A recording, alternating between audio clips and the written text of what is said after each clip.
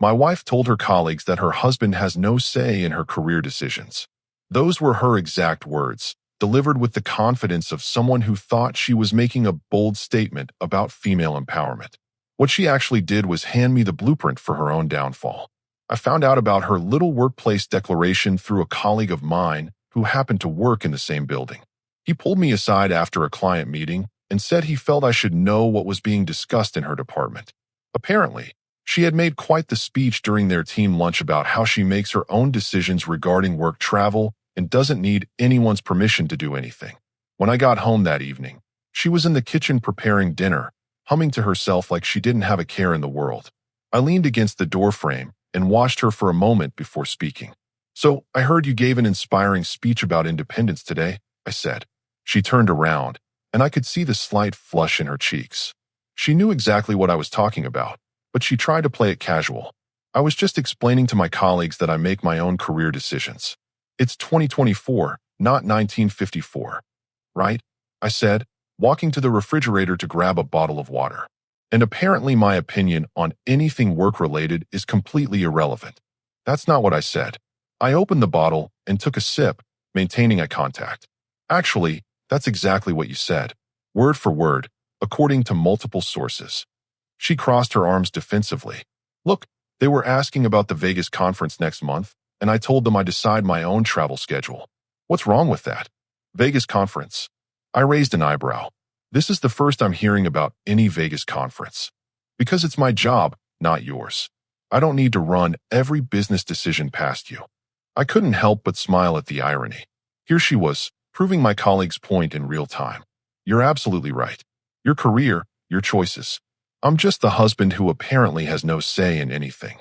She seemed to relax, thinking she had won some kind of victory. "Exactly. I'm glad you understand." "Oh, I understand perfectly." I took another sip of water. "When's this Vegas conference?" "Next weekend. Friday through Sunday." "Sounds like a great opportunity for you to demonstrate just how independent you are." The confidence in her voice was unmistakable as she continued talking about how her female colleagues were so supportive of her stance. They had apparently spent the entire lunch break discussing modern relationships and how important it was for women to maintain their autonomy. What she didn't realize was that she had just given me all the information I needed. 3 days in Vegas, presented as a business conference, announced to her colleagues as proof of her independence. The pieces were already falling into place in my mind. That night, as she excitedly called her sister to discuss her upcoming trip, I sat in my office doing some research. The conference she mentioned was real enough, but it was interesting how she had conveniently left out certain details during our conversation. I pulled up the conference schedule online. Professional development sessions, networking events, and plenty of evening entertainment options. Las Vegas wasn't exactly known for its conservative business environment. This was going to be very enlightening. While she continued her phone conversation in the other room, I started making some calls of my own. There were arrangements to be made, preparations to handle. If she wanted to prove her independence so badly, I was going to make sure she got exactly what she was asking for. The next morning, she was practically glowing with excitement about her trip. She had already started laying out clothes and talking about which sessions she wanted to attend. Her enthusiasm was almost infectious. "You know what?" I said over breakfast. "I think you're absolutely right about making your own decisions. In fact, I'm proud of you for standing up for yourself." She looked surprised but pleased. "Really? Absolutely. Independence is important in a marriage. Both people should feel free to make their own choices without interference." She reached across the table and squeezed my hand. "I'm so glad you see it that way. Some of the women at work said their husbands would never be this understanding. Well, they obviously don't have husbands who truly respect their autonomy." I replied with a smile. What she interpreted as support was actually something very different. She had drawn the battle lines herself, declared her complete independence from any input or consideration for her husband. Now she was going to learn exactly what that independence looked like in practice. By Thursday evening, everything was set in motion. She was busy packing, chatting excitedly about the conference and the networking opportunities. She had booked her own flight, arranged her own accommodations, and made all her own plans without consulting anyone, just like she wanted. Friday morning arrived with her practically bouncing around the house, double-checking her luggage and printing her boarding pass. She was wearing a new dress I hadn't seen before, something that seemed more appropriate for a night out than a professional conference. "Don't wait up for me," she said, giving me a quick kiss on the cheek. "The opening reception goes pretty late, and I want to maximize my networking opportunities. Of course, make the most of your independence." She paused at the door, her hand on the handle. "You're being incredibly supportive about this. I know some marriages where this would cause a huge fight. Those couples obviously don't communicate as well as we do." I replied. "Have a great time proving how autonomous you are." After she left for the airport, I made my first move. I called the florist downtown and ordered a beautiful arrangement of white lilies and roses. The card was simple but effective. "Congratulations on your independence. May you get everything you're asking for." I had them delivered to her office with specific instructions to make sure her entire team saw the delivery. Nothing says supportive husband quite like flowers celebrating your wife's declaration of autonomy. My phone rang around noon. It was her, calling from the airport. "The flowers are gorgeous," she gushed. "Everyone in the office is talking about how lucky I am to have such an understanding husband. Just wanted to make sure your colleagues know how much I support your career decisions." The card was perfect too. Really drives home the point about independence. If only she knew how perfectly it was going to drive home that exact point. While she was flying to Vegas, I was making some important visits. First stop was my lawyer's office. We had some paperwork to review and update, particularly regarding joint accounts and shared assets. Amazing how much legal groundwork can be laid when someone declares they don't need input on major life decisions. My lawyer raised an eyebrow when I explained the situation. She actually said that in front of her colleagues. Multiple witnesses. Made quite the impression, from what I understand. And she's in Vegas now for this conference? As we speak, fully exercising her newfound independence. The legal arrangements took most of the afternoon, but by evening everything was properly documented and filed. Independence works both ways, and I was making sure all the necessary paperwork reflected that reality. My next stop was the bank. It's amazing how cooperative financial institutions can be when you have proper documentation and legitimate concerns about account security. Joint accounts require both parties' signatures to open, but individual accounts have different requirements entirely. The branch manager was professional and efficient. "These changes will take effect immediately," she assured me. "All automatic deposits and transfers will be redirected as requested." Perfect. I want to make sure everything is handled properly. Saturday morning brought a series of social media updates from her Vegas adventure. Pictures at the conference registration, photos with new networking contacts, and several shots from what appeared to be a very lively hotel bar scene. The timestamps showed these bar photos were taken well after any legitimate business networking would have concluded. Her phone calls became less frequent as the weekend progressed. When she did call, her voice had that slightly breathless quality of someone who was drinking more than usual and sleeping less than necessary. "Having an amazing time," she told me during our brief Sunday morning conversation. "Learning so much about asserting myself professionally." "I'm sure you are. Really embracing that independent spirit. The other attendees are so inspiring. Everyone here understands the importance of making your own choices without external pressure. Sounds like you found your tribe." What she didn't know was that I had been making some calls of my own to her office. Not to interfere with her career, of course, but simply to ensure that certain administrative details were properly updated. Emergency contact information, insurance beneficiaries, that sort of thing. Just being thorough about the independence she had declared so publicly. Her immediate supervisor was surprisingly helpful when I explained that there might be some changes to her contact information. "We appreciate you letting us know," he said. "It's important that our records stay current, especially for someone who travels as much as she does. Just want to make sure everything is accurate." She's been very clear about wanting to handle things independently. By Sunday evening, all the pieces were in position. She would be flying back Monday morning, returning to a world where her declarations of independence had been taken quite literally. Her colleagues had supported her empowerment, her husband had celebrated her autonomy, and now she would get to experience exactly what that looked like in practice. I spent Sunday evening cleaning the house and preparing for her return.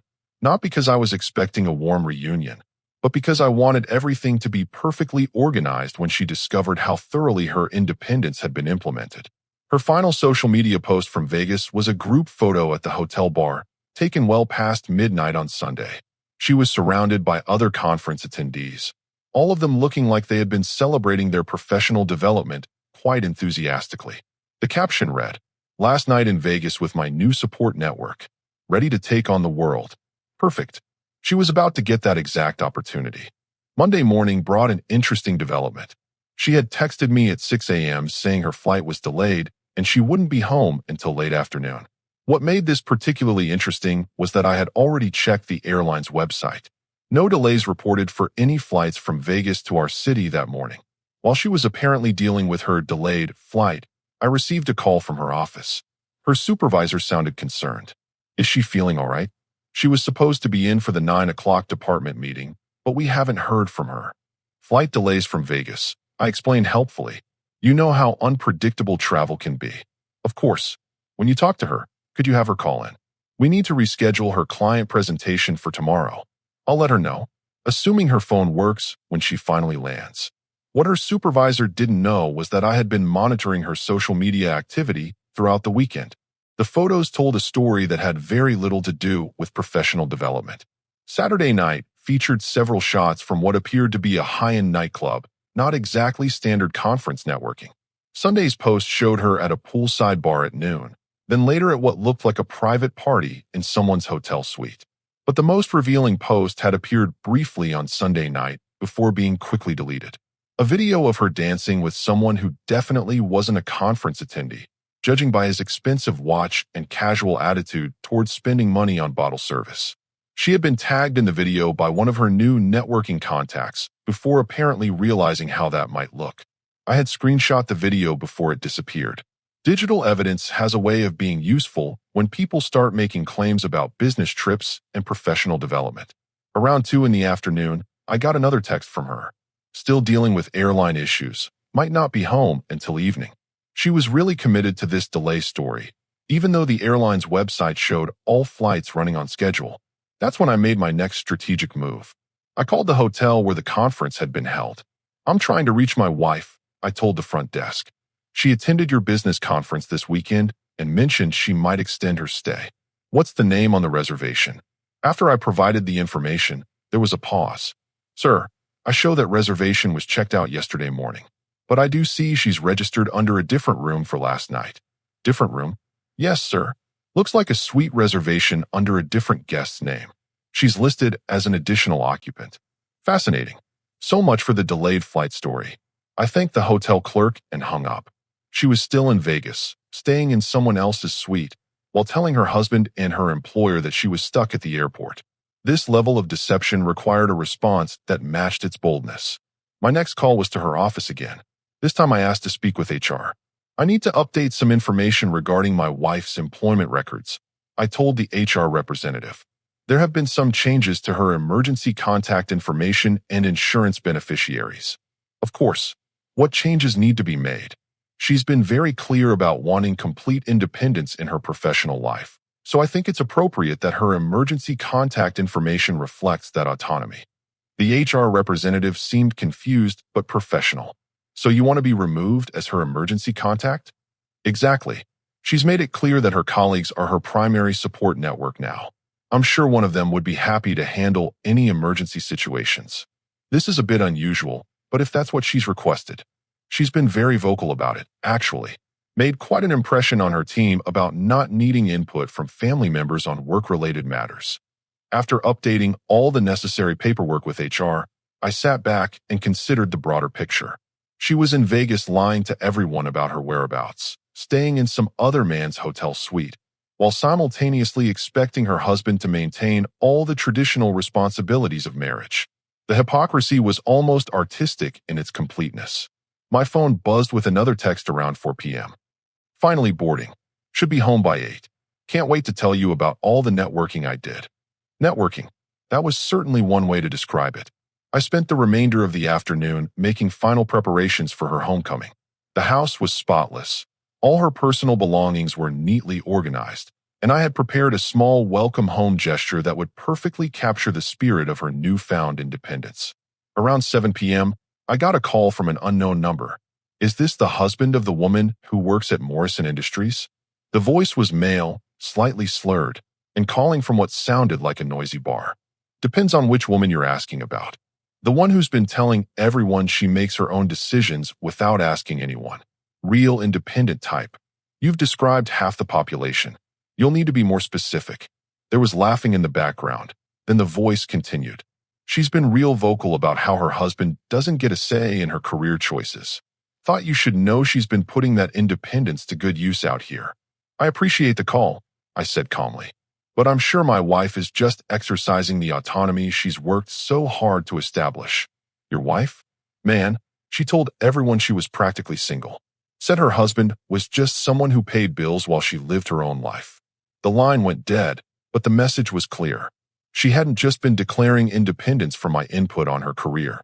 She had been actively misrepresenting our entire relationship to justify whatever she was doing in Vegas. By 8:30, I was beginning to wonder if she was actually coming home at all. Then I heard her key in the front door, followed by the sound of luggage wheels on the hardwood floor. I'm home, she called out, her voice artificially bright in that way people use when they're trying to overcompensate for something. Time to see how well her Vegas networking experience had prepared her for the independence she was about to discover. She walked into the living room, dragging her suitcase, looking tired but trying to maintain that artificially cheerful demeanor. Her makeup was slightly smudged, and she had the particular exhaustion that comes from too much alcohol and too little sleep. Sorry I'm so late, she said, dropping onto the couch. You wouldn't believe the airline disasters I dealt with today. I was sitting in my chair, completely relaxed, with a folder of documents on the side table next to me. Actually, I would believe it. Airline problems can be really complicated. She seemed relieved that I wasn't questioning her story. Exactly. And the hotel checkout was a nightmare too. They had some mix-up with my room. Room mix-ups are the worst, I agreed. Especially when you're staying in someone else's suite. The color drained from her face, but she tried to recover quickly. What do you mean? Oh, I called the hotel when you texted about the delays. Wanted to see if I could help sort things out with the airline. Interesting conversation with the front desk. She started to say something, then stopped. The confident woman who had declared her independence was suddenly looking very uncertain. Look, she began, I can explain. I'm sure you can. But before you start explaining, there are a few things you should probably know about how your independence has been working out. I reached for the folder and opened it casually. First, your emergency contact information at work has been updated. Since you made it clear that your colleagues are your primary support network now, I thought it was appropriate to remove myself from that responsibility. Her eyes widened. You did what? I respected your autonomy. Isn't that what you wanted? But you can't just... Actually, I can. Turns out that when someone declares they make decisions without input from their spouse, that works both ways. She was starting to look panicked now. What else did you do? Well, I also updated our joint financial arrangements. Since you're so committed to independence, I figured you'd want your own separate accounts to manage your own expenses. You closed our joint account? I redirected my deposits to a personal account. Your direct deposit can go wherever you choose. Complete financial autonomy, just like you wanted. She stood up abruptly. This is insane. You can't just make these decisions without talking to me. The irony was so perfect I couldn't help but smile. Funny thing about that. Last week, you told your entire department that husbands don't get input on important decisions. Now you're upset that I didn't consult you before making changes. That was about work travel, not our entire marriage. Was it though? Because according to several sources, you've been pretty vocal about how your husband doesn't get a say in anything. How you make your own choices without external pressure. She was pacing now, her hands shaking slightly. Who told you that? Does it matter? The point is, you got what you asked for.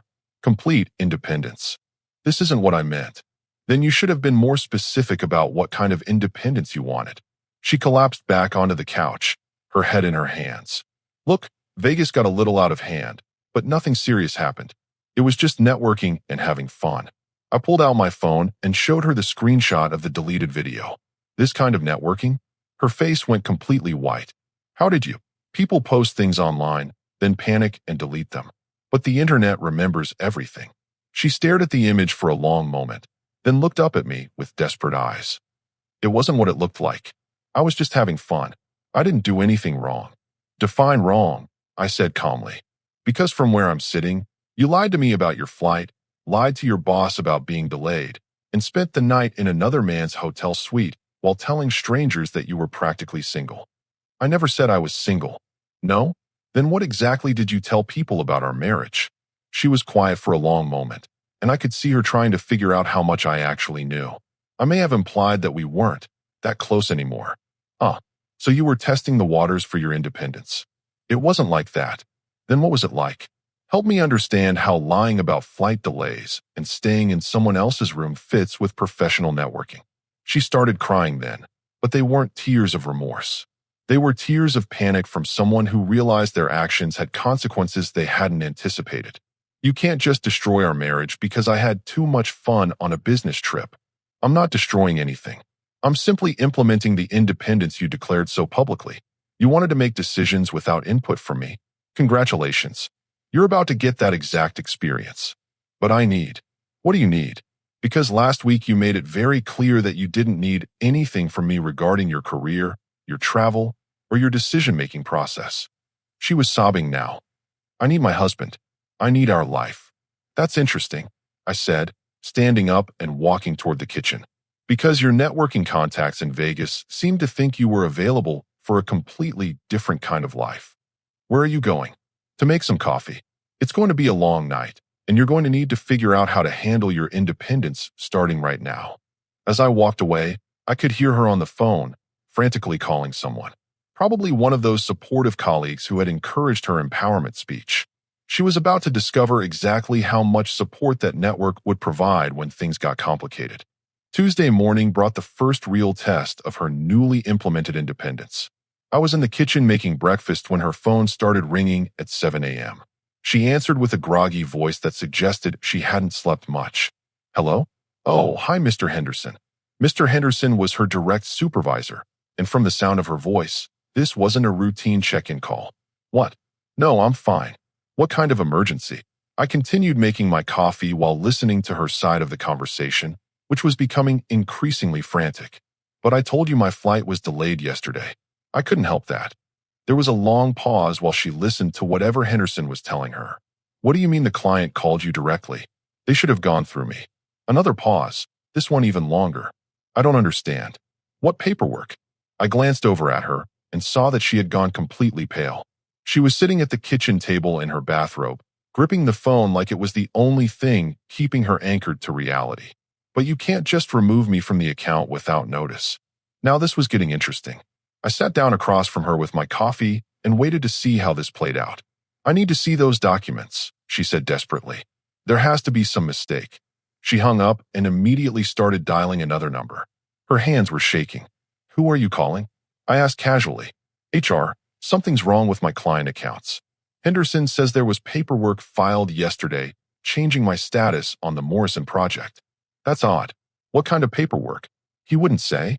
Just that they received official notification that I was no longer the primary contact for emergency situations. I took a sip of my coffee.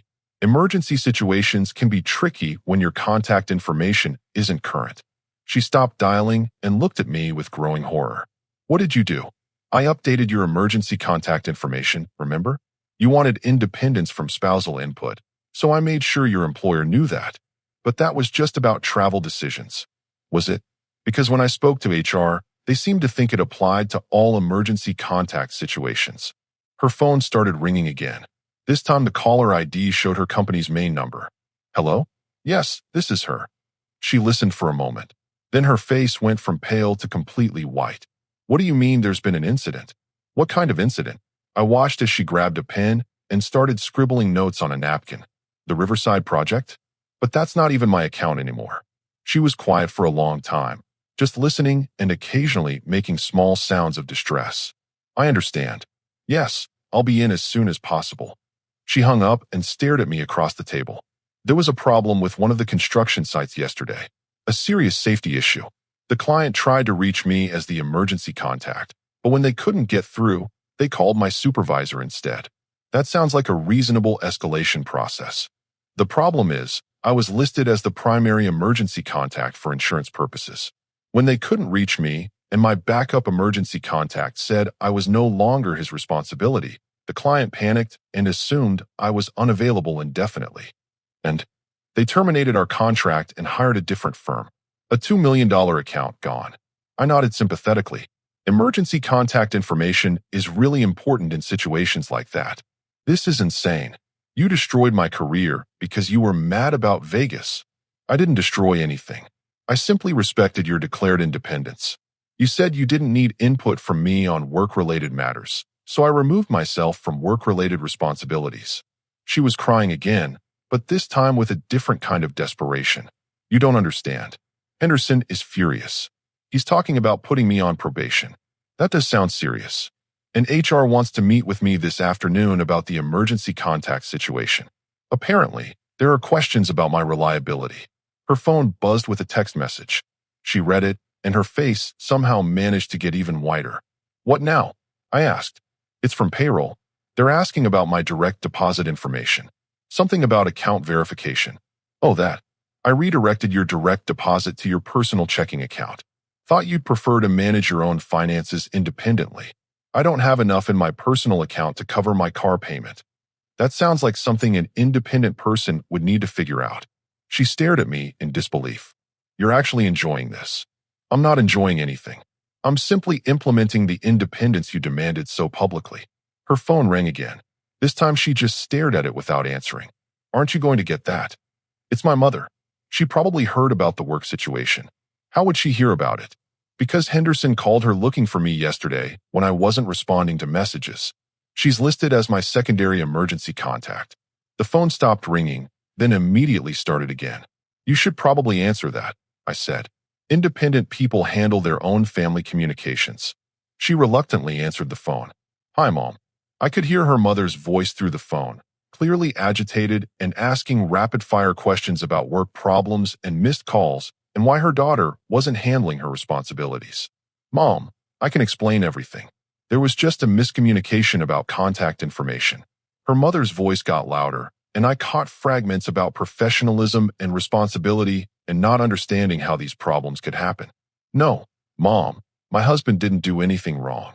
This is just a work thing. But even as she said it, she was looking at me with a mixture of fear and growing realization. Her declaration of independence had created a domino effect that was impacting every area of her life. When she finally hung up, she sat in silence for several minutes. This isn't what I wanted, she said quietly. What did you want? I wanted to feel empowered at work. I wanted my colleagues to see me as strong and independent. Mission accomplished. You're about to be completely independent. She looked up at me with desperate eyes. How do I fix this? That, I said, standing up to refill my coffee, is exactly the kind of decision an independent person makes without input from anyone else. By Thursday, her independence had become wonderfully complete. She was sitting at the kitchen table surrounded by bills, bank statements, and job application printouts. The woman who had proclaimed she didn't need anyone's input was discovering exactly what that looked like in practice. Her meeting with HR hadn't gone well. When they asked her to explain the emergency contact situation, she couldn't provide a coherent answer without admitting that her husband had removed himself due to her public declarations of independence. The conversation had quickly shifted from administrative questions to concerns about her judgment and professionalism. They're transferring me to a different department, she told me without looking up from the paperwork. Lower pay, no client contact, basically starting over. Sounds like a fresh opportunity to demonstrate your autonomous decision-making skills. She didn't respond to the sarcasm. She was too busy trying to figure out how to cover her expenses with a 30% pay cut. Her phone rang, and she answered it with the weary voice of someone who had stopped expecting good news. Hello? Yes, this is her. I could tell from her posture that this wasn't a work call. What do you mean the lease application was rejected? I submitted all the required documentation. Apartment hunting. She had been looking for her own place since Tuesday, presumably to complete her independence journey. Credit history? But my credit score is fine. She listened for several minutes, taking notes and asking increasingly desperate questions. I see. No, I understand. Thank you. She hung up and stared at the phone. Problem? I asked. The apartment I wanted required proof of stable employment and income verification. Apparently, being on probation at work doesn't count as stable employment. That does seem like a reasonable landlord policy. And without the joint account history, I don't have enough financial background to qualify on my own. Independence can be expensive. She finally looked up at me. You knew this would happen. I knew that actions have consequences. You declared that you didn't need input from me on major life decisions. This is what that actually looks like. But I never meant. What you meant doesn't matter anymore. What you said publicly, what you did in Vegas, and what you're dealing with now are all connected. You wanted to be seen as completely autonomous, and now you are. Her phone buzzed with another message. She read it, and her shoulders sagged. My mother wants to know if I'm moving back home since I'm having career difficulties. Are you? I don't know. I don't have anywhere else to go right now. That sounds like exactly the kind of decision an independent woman makes for herself. She sat in silence for a long time, staring at the bills spread across the table. The women at work, she said quietly. The ones who supported my independent speech. When I tried to talk to them about what happened, they said I should have thought through the consequences before making such bold statements. Wise advice. One of them said I was naive to think I could have it both ways. Either I'm independent and handle everything myself, or I'm in a partnership and act like it. Which one are you? She looked at me with tears in her eyes. I thought I could be both. I thought I could feel empowered at work while still having security at home.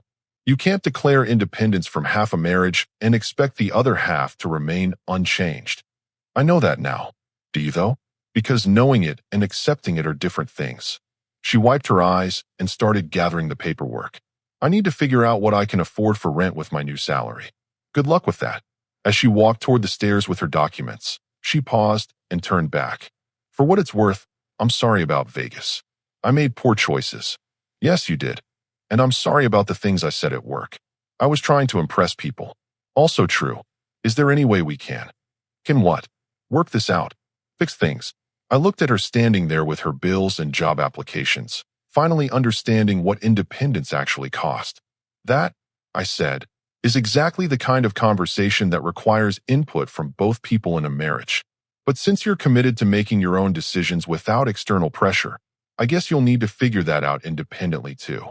She stood there for another moment, then went upstairs to continue planning her autonomous future. Her colleagues had been right about one thing. She was certainly getting everything she had asked for.